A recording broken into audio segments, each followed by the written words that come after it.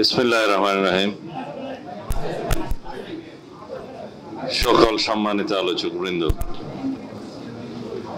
সাংবাদিক বন্ধুগণ, আসসালামু আলাইকুম।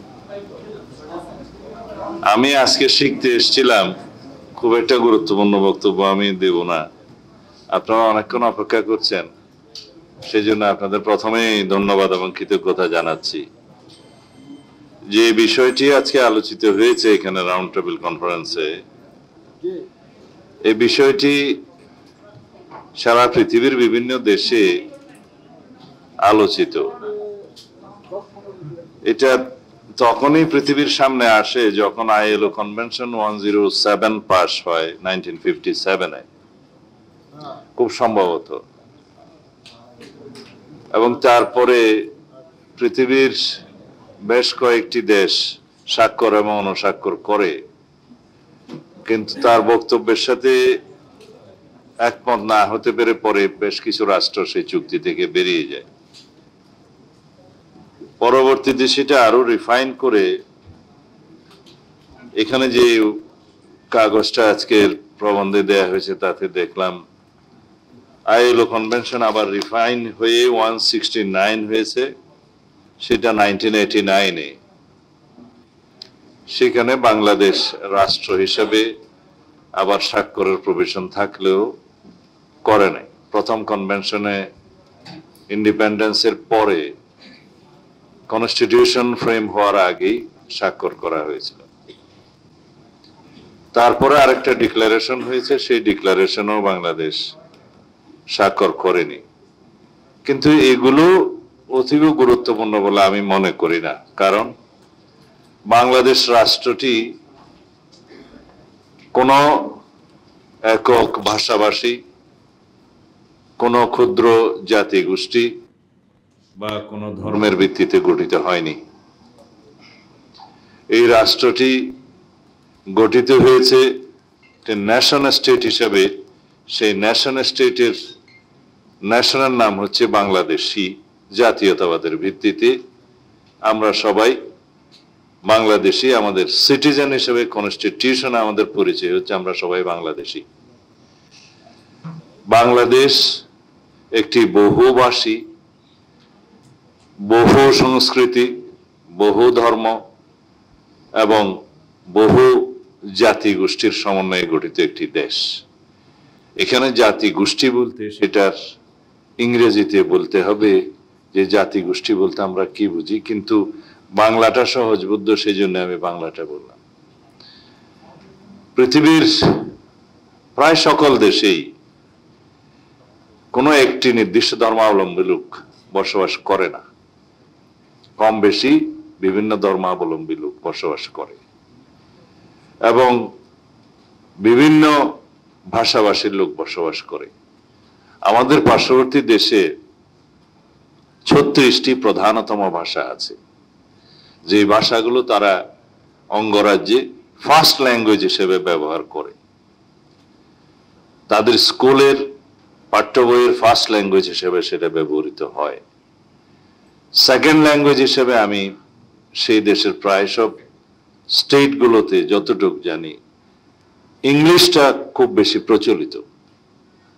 অনেক অঙ্গরাজ্যের আদালত এবং অফিসের ফার্স্ট ল্যাঙ্গুয়েজ হিসেবে ব্যবহৃত হয় ইংলিশ, এবং তারা যেটা ন্যাশনাল ল্যাঙ্গুয়েজ হিসেবে এস্টাবলিশ করতে চেয়েছিল সেটা এখনো সেই দেশে এস্টাবলিশড হয়নি। সেটা এই জন্যই আমি রেফারেন্স হিসেবে দিলাম যে ভাষা কোনো নেশনকে গঠিত করে না, কোনো একক কালচার কোনো নেশনকে গঠিত করে না, কোনো একক ধর্ম কোনো নেশনকে গঠিত করে না।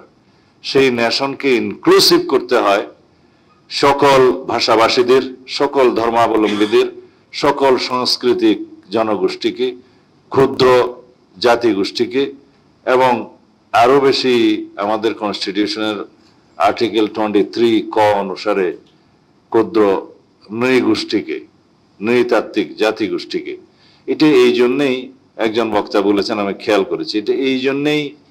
15th অ্যামেন্ডমেন্টে ধারণ করা হয়েছিল যাতে তাদেরকে আলাদাভাবে খুশি করা যায়, কিন্তু আর্টিকেল 23 এটা ইন্টারপ্রিটেশন প্রয়োজন বোধহয় ছিল না। যাই হোক, এটা 15th amendment as a whole challenged হয়েছে হাইকোর্টে, বাট যে ভার্ডিক্ট এসছে তার মধ্যে মাত্র 6টি অনুচ্ছেদ ছাড়া বাকিগুলো পার্লামেন্টের উপরে ছেড়ে দিয়েছে। এনিওয়ে, সেটা এখন আবার অ্যাপিলেট ডিভিশনে আবার আপিল হয়েছে, তখন দেখা যাক আরো কি কি আর্টিকেল সেখানে অ্যাড্রেস করা হয়। তারপরেও আমি বলবো লেজিসলেটরদের লেজিসলেশনের ক্ষমতা আছে, সেটা there at liberty in the legislature. পরে কি এনাক্টমেন্ট হয় সেটা তখন দেখা যাবে। যদিও জুডিশিয়ারিতে সেটা ডিসিশন অন্যরকম হতে পারে, সেটা খুব একটা ম্যাটার করবে না, কারণ জুডিশিয়ারি ক্যানট লেজিসলেট এনি এনাক্টমেন্ট। সেই স্বাধীনতাটা হচ্ছে লেজিসলেচারের, সেখানে তখন দেখা যাবে। আমি বাংলাদেশের সকল মানুষকে সিটিজেন হিসেবে বলতে ভালোবাসি। আমরা সবাই বাংলাদেশের নাগরিক। এখানে বাংলাদেশকে একটি শক্তিশালী, ঐক্যবদ্ধ, গণতান্ত্রিক রাষ্ট্র বিনির্মাণের জন্য আমাদের সকল ক্ষুদ্র জাতিগোষ্ঠী, নৃতাত্ত্বিক জাতিগোষ্ঠী, উপজাতি এবং আধা উপজাতি, সকল জনসমষ্টিকে, সকল সত্তাকে বাংলাদেশি হতে হবে একটি ঐক্যবদ্ধ নেশন তৈরির জন্য। এবং সেই ঐক্যবদ্ধ জাতি, ঐক্যবদ্ধ সমাজ, ঐক্যবদ্ধ রাষ্ট্র বিনির্মাণের জন্যই আমরা 71-এর পরে 24-এ আবার রক্তদান করেছি। যেহেতু আমরা বিভক্তি দেখেছি বিভিন্ন রাজনৈতিক উদ্দেশ্যে এই জাতিকে বিভক্ত করার মানসিকতা দেখেছি আমরা এখানে স্বাধীনতার পক্ষ বিপক্ষ বলে আমাদের মধ্যে বিভক্তি সৃষ্টি করা হয়েছে। স্বাধীনতার 50 বছর পরেও আমরা দেখেছি বাংলাদেশে মুক্তিযুদ্ধের চেতনা বলে যে বাণিজ্য হয়েছে, রাজনীতিকরণ হয়েছে, রাজনৈতিকভাবে বাণিজ্য হয়েছে চেতনা, এবং সেই চেতনা বিক্রি করতে করতে বাংলাদেশে এত বেশি বিভক্তি সৃষ্টি করা হয়েছে। সেই জায়গা থেকে আমাদেরকে বেরিয়ে আসতে হবে, কারণ বাংলাদেশের সমস্ত মানুষ মুক্তিযুদ্ধকে ধারণ করেছে। মুক্তিযুদ্ধে সবাই সশস্ত্র সংগ্রামে না থাকলেও মানসিকভাবে সেই মুক্তিযুদ্ধের পক্ষে ছিল, এবং বাংলাদেশের সমস্ত মানুষ স্বাধীনতার পক্ষে ছিল।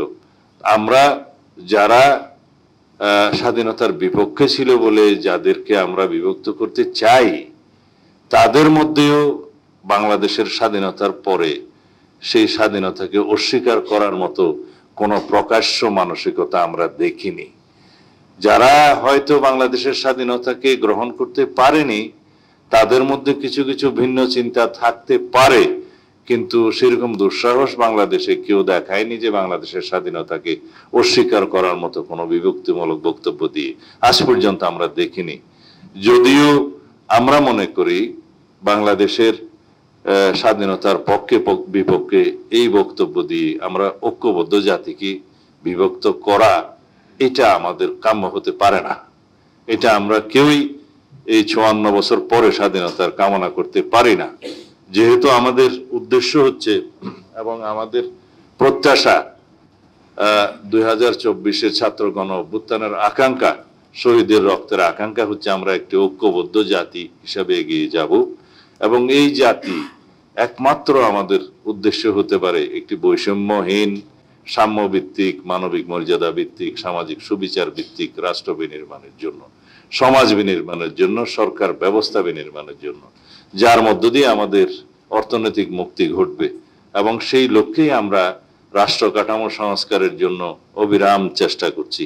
এবং আমাদের বিএনপির পক্ষ থেকে আরো বছর 2 আগে আমরা 31 দফা প্রণয়ন করেছি, জাতির সামনে আমরা এটা উপস্থাপন করেছি।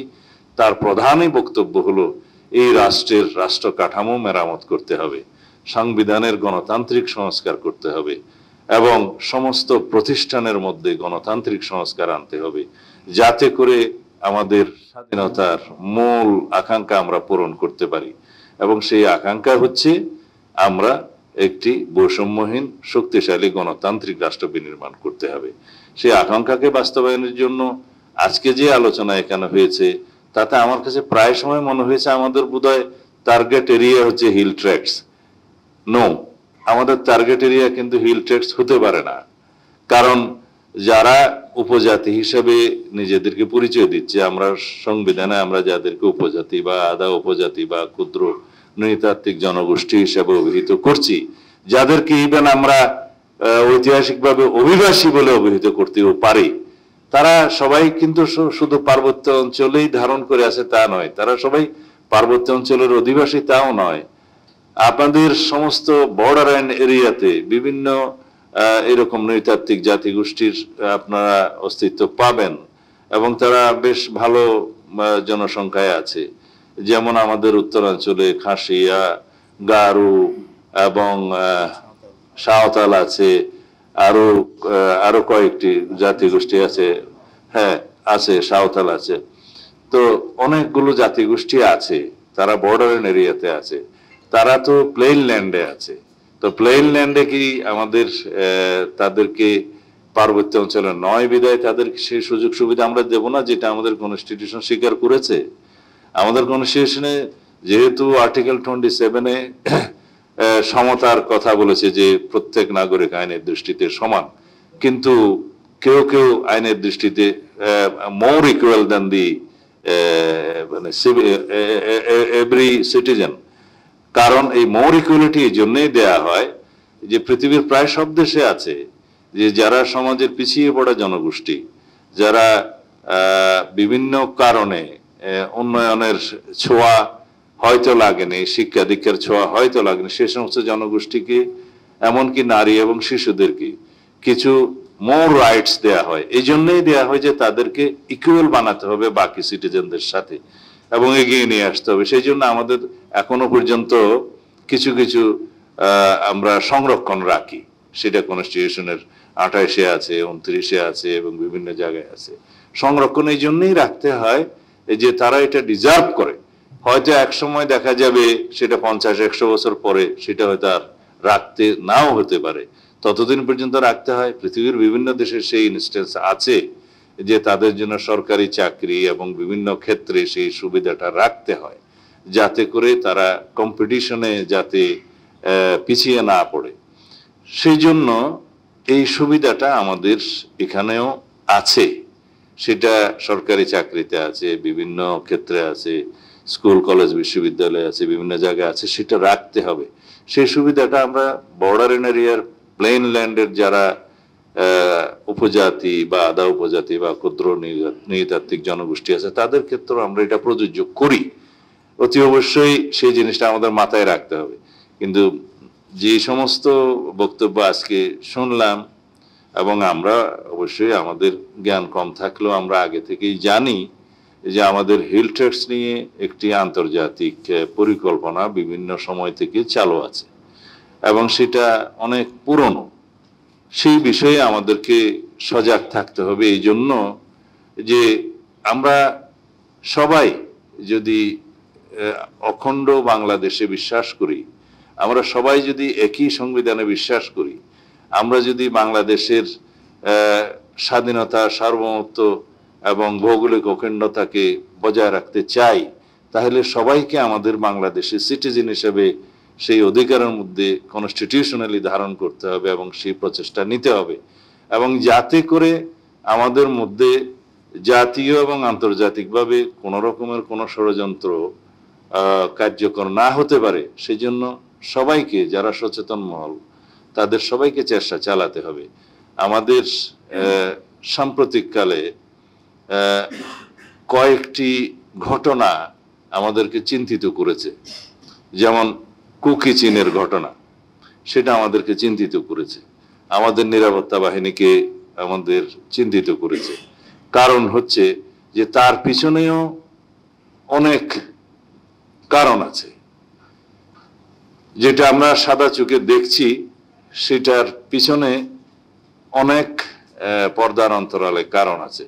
যে এইখানে আমাদের পার্বত্য অঞ্চল এবং ভারতের একটি অঞ্চল, মায়ানমারের একটি অঞ্চল নিয়ে আর একটি বৈশ্বিক কোনো শক্তির পরিকল্পনা আছে। সেই পরিকল্পনা বাস্তবায়নের জন্য এই ভূখণ্ডটাকে হয়তোবা তারা অন্যভাবে সাজাতে চায়, এর বেশি আমি আজকে বলতে চাই না এখানে। সেই জন্য আমাদেরকে সজাগ থাকতে হবে যাতে জাতীয় এবং আন্তর্জাতিক যে কোনো এরকম পরিকল্পনার যাতে আমাদের ভূখণ্ডকে নিয়ে সফল হতে না পারে, সেজন্য আমাদের দেশের সশস্ত্র বাহিনী, নিরাপত্তা বাহিনী, বুদ্ধিজীবী মহল যারা এই বিষয়ে গবেষণা করেন এবং এই বিষয়ে যারা চর্চা করেন এবং এই লাইনে যারা সাংবাদিকতা করেন, সবাইকে সমন্বিতভাবে প্রচেষ্টা রাখতে হবে যাতে আমাদের স্বাধীনতা, সার্বভৌমত্ব এবং ভৌগোলিক অখণ্ডতা আমরা বজায় রাখতে পারি এবং বাংলাদেশের এই সীমানার মধ্যে সবাইকে নিয়ে আমরা সিটিজেন হিসাবে একসাথে থাকতে পারি। আমাদের সবারই পরিচয় হবে আমরা বাংলাদেশি, আমরা আমাদের ন্যাশনালিটি বাংলাদেশি এবং আমরা সিটিজেন হিসেবে সবাইকে আমরা পরিচয় দেই এবং পরিচয় যেন আমরা নিতে পারি এবং এটাকে যেন ধারণ করি। একমাত্র সেটাই হবে আমাদের মূল ভিত্তি, আমাদের ঐক্যই হবে আমাদের নেশনকে এগিয়ে নিয়ে যাওয়ার জন্য মূল শক্তি। এবং বর্তমানে যে কথাগুলো আমরা বারবার বলি যে বাংলাদেশের ফ্যাসিবাদ বিরোধী জাতীয় ঐক্যটাকে আমরা শক্তিতে পরিণত করে এগিয়ে যেতে হবে, বিকজ পতিত ফ্যাসিস্ট শক্তিটা বাংলাদেশের জন্য, আমি জেনারেল সাহেবদেরকে বলি আপনারা মনোযোগ দিবেন, সেই ফ্যাসিস্ট শক্তি বাংলাদেশের জন্য ন্যাশনাল সিকিউরিটি থ্রেট। তারা বাংলাদেশের কোন রাজনৈতিক দল ছিল না, তারা বাংলাদেশে কোনোদিন বাংলাদেশিদের জন্য রাজনীতি করেনি। তাদের গোড়া আর এক জায়গায়, তারা মরিয়া প্রমাণ করিল তাহাদের গোড়া কোন জায়গায়। ধন্যবাদ সবাইকে।